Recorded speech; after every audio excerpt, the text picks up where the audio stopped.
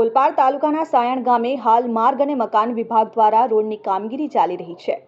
સાયણ ગામથી કારેલી થઈને કીમ નજીક આવેલા મુડદ ગામ સુધી આ રોડ બનાવવામાં આવી રહ્યો છે। જો કે આ રોડની કામગીરીને લઈ સાયણ સુગર રોડ પર રહેતા સ્થાનિકો ભારે હેરાન પરેશાન થઈ રહ્યા છે। માર્ગ અને મકાન વિભાગ દ્વારા રોડ પહોળો કરવા માટે રોડની બંને તરફ આવેલા ગટર અને પાણી નિકાલ માટેના કુદરતી કાસ પૂરી દેવામાં આવ્યા છે। માર્ગ અને મકાન વિભાગ દ્વારા કુલ 15 મીટરમાં રોડ બનાવવામાં આવી રહ્યો છે, જે પૈકી 12 મીટરમાં રોડ બની રહ્યો છે અને 3 મીટર ગટર અને પાણીની લાઇન માટે જગ્યા આપવામાં આવી છે। જો કે માર્ગ અને મકાન વિભાગ દ્વારા ગત નવેમ્બર માસમાં સાયણ ગ્રામ પંચાયતને આ બાબતે લેખિતમાં જણાવ્યું હતું અને રોડની કામગીરી શરૂ થાય એ પહેલા પાણી નિકાલ માટે ગટર બનાવવા જણાવી દેવાયું હતું। ત્યારબાદ રોડનું કામ શરૂ થયા એ પહેલા ચાલુ માસની 3 તારીખે પણ માર્ગ અને મકાન વિભાગ દ્વારા ફરીથી સાયણ પંચાયતને લેખિતમાં જાણ કરવામાં આવી હતી।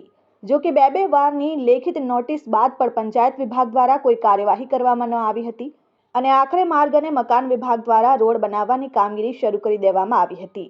હવે પરિસ્થિતિ એ થઈ કે માર્ગ અને મકાન વિભાગે રોડ પહોળો કરવા માટે રોડની બંને તરફ ખોદકામ કરી દીધું અને જે ગટર અને કાસ હતા એ માટીથી પૂરાઈ ગયા છે અને પાણી નિકાલના તમામ માર્ગ બંધ થઈ ગયા, જેને લઈ આ વિસ્તારના પાણી હાલ રસ્તા પર આવી ગયા છે।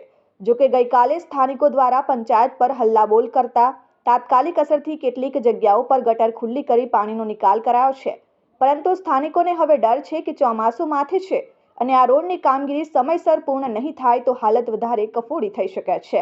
ગટર લાઈનની સમસ્યા છે। પહેલે પૂરી દીધી ગટર લાઈન, હવે એ ખોલી કાઢવાની અને કમ્પ્લીટ કામ કરવાની, એની ખબર રોડવાળા હશે તો પૂરી દીધી બધી। આ સામે જ છે મંટોળું નાખેલું, હવે એ પહેલે ગટર લાઈન આપો, પછી છે તો નળનું પાઇપલાઇન સારી આપો, એમાં મિક્સ પાણી થવું નહીં જોઈએ, ગટરનું પાણી।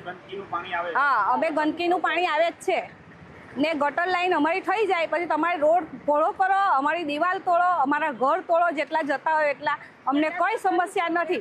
પહેલે ગટરની સમસ્યા ભરાવો ને પીવાનું પાણી સરસ આવે, એ પાણીની સમસ્યા। તો અત્યારે પુરાઈ ગઈ છે તો અત્યારે પાણી નિકાલ નહીં થતો? પાણીનો હવે નિકાલ થશે જ નહીં, વર્ષ મેઘરાજાને આવવા દો એટલે ખબર પડી જ જશે। એમ જ નથી, ખબર પડી જ જતી છે। વગર ગટર લાઈન હતી તો બી ભગવું જ પડતું હતું, પણ હવે આ ગટર લાઈન પુરાઈ જશે એટલે અમારે 100% ભગવું જ પડશે। પણ કાં જશું?